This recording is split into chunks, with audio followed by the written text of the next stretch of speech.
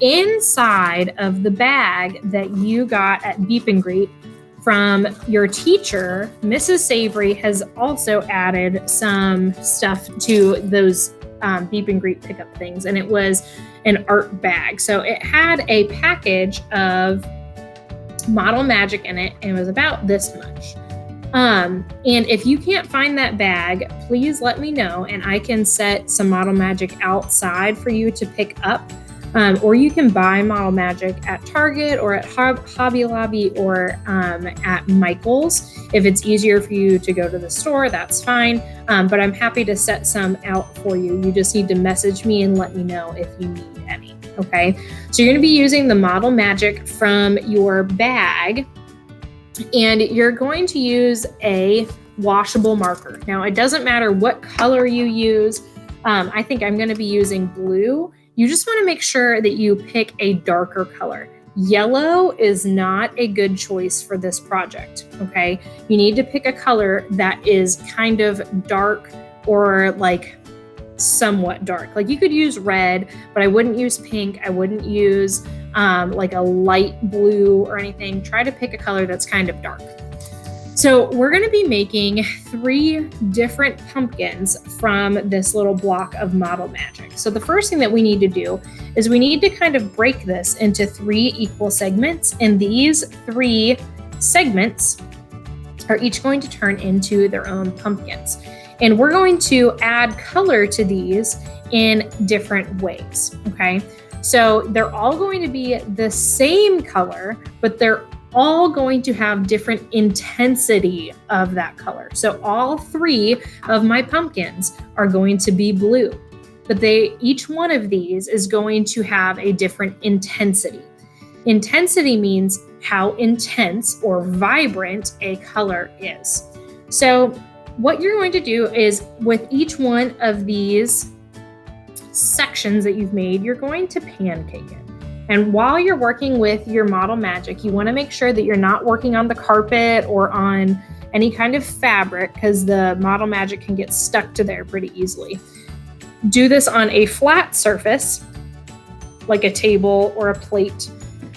So once you have each one of these pancaked, then we're going to be adding color. And each one of these is going to be a different intensity.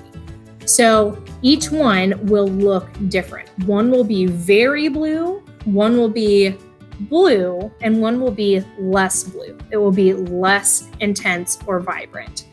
So I think I'm going to make my most intense one over here. So if you're thinking about how intense a color you want, you'll probably want the most amount of blue on this segment here. Okay, on this pancake. So I'm going to color this side of the pancake, and I'm going to fold it in half. I'm going to kind of pancake it again. And if your marker gets on your skin, it is totally fine. That's why I say use a washable marker, because then it'll wash right off and you won't have to worry about it. All right, so I'm going to add even more blue over here. So that's a lot of blue ink, a lot of blue pigment on here, okay? Now, we're going to go ahead and fold this in half, and then you can kind of start to mix it together.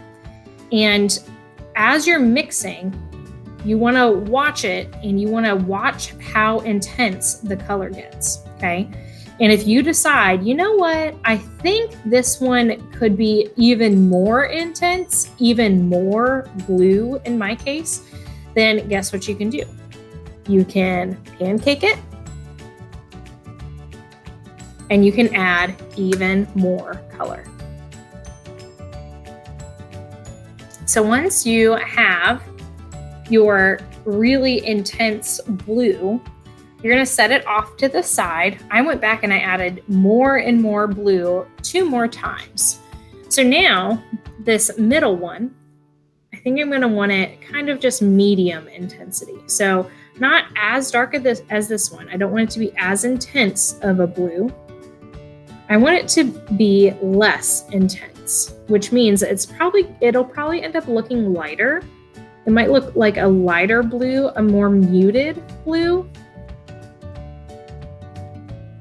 And I think I'm going to fold it over and add just like a little bit more blue on this side, and I'm going to mix it up. And after I mix it up, I want to check that this ball that I'm going to end up making will look less intense than this one.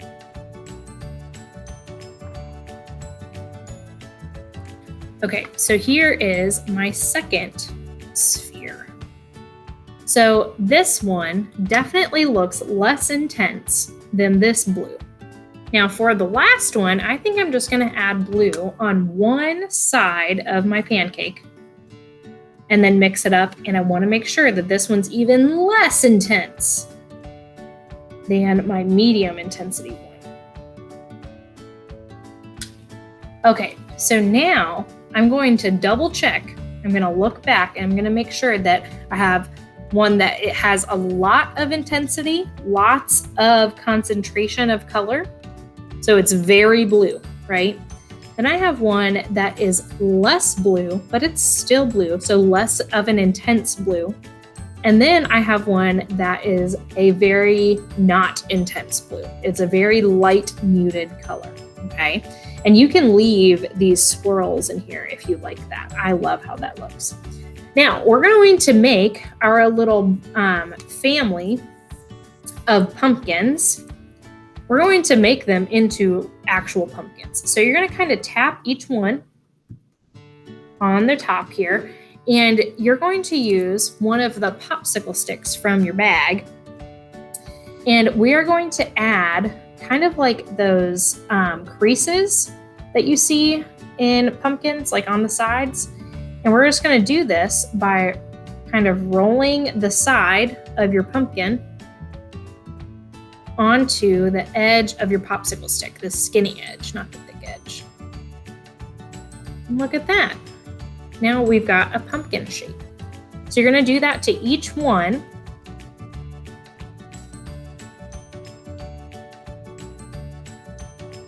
All right, so now once you've got that, we kind of need a stem. Now, there's two different ideas that I love.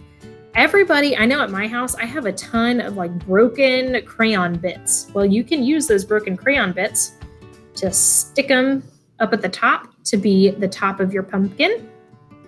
Or those popsicle sticks that Mrs. Savory gave you, you could cut one or break one, and you can put that into your pumpkin. And it looks really long, but what I have figured out is if you kind of squish the sides of your pumpkin here, you can kind of make it like a tall, skinny pumpkin. I might need to go back with another popsicle stick to kind of like redefine these creases.